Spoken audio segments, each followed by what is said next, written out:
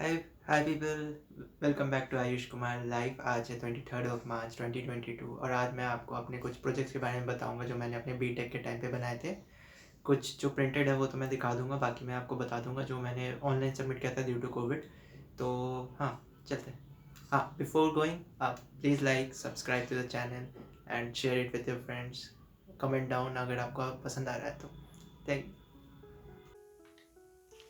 तो ये मेरा एक प्रोजेक्ट रिपोर्ट था जो मैंने थर्ड ईयर में बनाया था। बेसिकली एक रेल व्हील की जो कास्टिंग होती है उसकी फैक्ट्री का मेरा ऑब्जर्वेशन रिपोर्ट है ये। तो इसमें अगर आप देखें तो मैं आपको दिखाता हूँ। कंटेंट्स में introduction, dimension flow, casting process, software plant, post process, ये है। ये ओवरऑल उनका जो पिक्चर है, जो अगर आपको दिख रहा हो तो ये पूरा प्लांट है, यहाँ कास्टिंग होती है। ये इनके मटेरियल जो वो मिलाते हैं, बेसिकली जो भी आयरन के जो के साथ साथ जो जो पार्टिकल्स कास्टिंग के लिए जाते हैं उनके, उसकी लिस्ट है।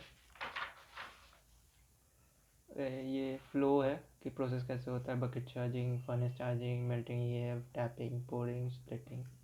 बेसिकली ये हीटिंग प्रोसेस हो गया, फिर तो यहाँ पे पोर होता है, फिर क्या होता है, ये प्रेशर कास्टिंग होती थी 5 बार प्रेशर पे। ये एक गूगल इमेज है जो बता रहा है कि कास्टिंग का प्रोसेस क्या होता है। ठीक है, ये स्पेसिफिक्स है कैसे बनता है।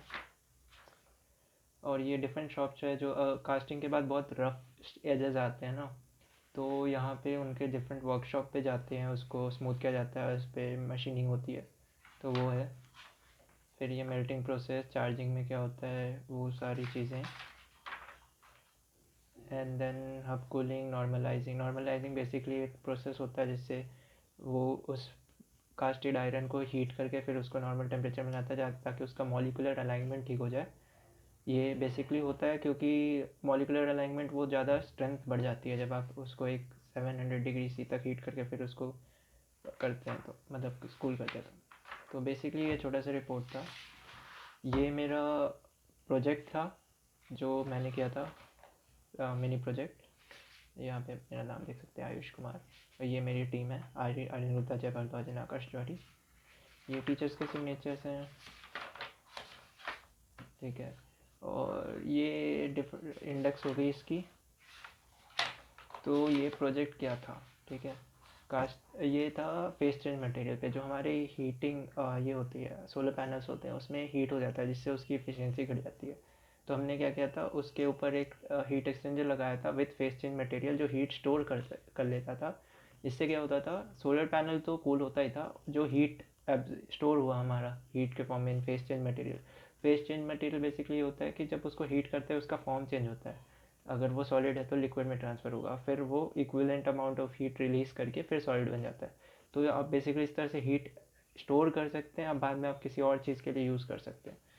तो ये सोलर पैनल के बारे में है, ये सोलर सेल्स के बारे में है, working principle of solar cells क्या होता है, photo electric sorry photon hit करता है तो उससे जो चार्ज मूव होता है उससे इलेक्ट्रिसिटी फ्लो होती है, ठीक है। कॉन्सेंट्रेटेड सीपीवी सेल्स, इसमें एक एक स्पेसिफिक फिनोमेना है, ये ज़्यादा हीट इलेक्ट्रिसिटी बनाता है। इसमें जो फोटोवोल्टाइक सेल्स होते हैं वो बहुत ज़्यादा वो कॉन्सेंट्रेटेड होते हैं, तो इसमें हीट भी ज़्यादा जनरेट होता है जिससे एफिशिएंसी सर्किट की कम हो जाती है। अब यहाँ पे लिखा हुआ है कि सीपीवी बहुत ज़्यादा होता है तो उसको ठंडा करने की ज़रूरत पड़ती है क्योंकि एफिशिएंसी बहुत घट जाती है। तो ये हमने कुछ जो रिसर्च पेपर पढ़े थे बिफोर स्टार्टिंग दिस। उसके बाद ये हमारा, हाँ, अब ये प्रिपरेशन ऑफ ये हमने बनाया था जो फेस चेंज मटेरियल है with nano particles of graphite जिससे वो हीट एब्जॉर्ब कर सके अच्छे से, ठीक है। ये प्रिपरेशन के बाद ऐसा दिखता था ब्लैक स्टीयरिंग के बाद।